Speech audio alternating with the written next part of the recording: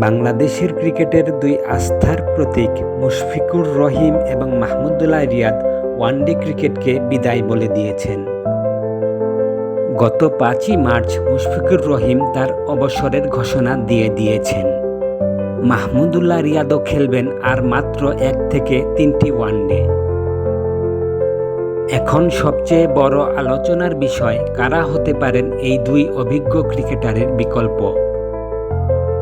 মুশফিকুর রহিমের বিকল্প হতে পারেন দুজন ক্রিকেটার, তারা হলেন নুরুল হাসান সোহান এবং মাহিদুল ইসলাম অঙ্কন। সর্বশেষ 2023-এ ওয়ানডে খেলা নুরুল হাসানের ওয়ানডে ক্যারিয়ার ছিল দারুণ। 7 ম্যাচের ক্যারিয়ারে তিনি 165 রান করেছেন 82.5 এভারেজে, স্ট্রাইক রেট 94.82। নুরুল হাসান সোহান সদ্য সমাপ্ত বিপিএলে লেট অর্ডারে ব্যাট করতে নেমে 138.93 স্ট্রাইক রেটে করেছেন 182 রান।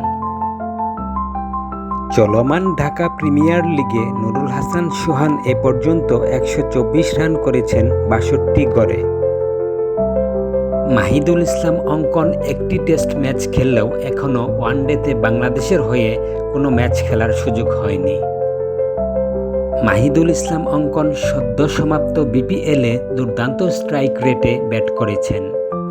174.58 স্ট্রাইক রেটে করেছেন 181 রান, গড় 35.11। মাহিদুল ইসলাম অঙ্কন চলমান ঢাকা প্রিমিয়ার লিগে 3 ম্যাচে এ পর্যন্ত 118 রান করেছেন 59 গড়ে।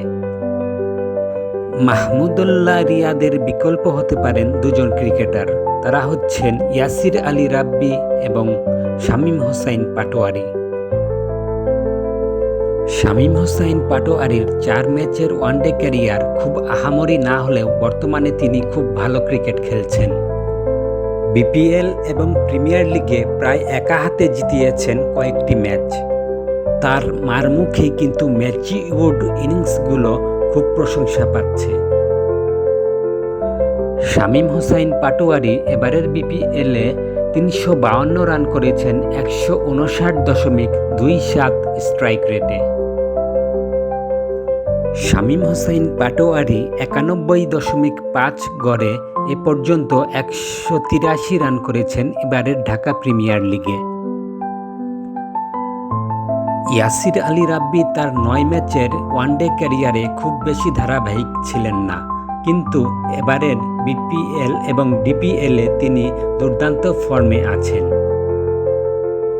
ইয়াসির আলী রাব্বি সদ্য সমাপ্ত বিপিএলে 336 রান করেছেন 153.42 স্ট্রাইক রেটে। ইয়াসির আলী রাব্বি চলমান প্রিমিয়ার লিগে এ পর্যন্ত 3 ম্যাচে 202 রান করেছেন 101 গড়ে, সর্বোচ্চ 143 অপরাজিত।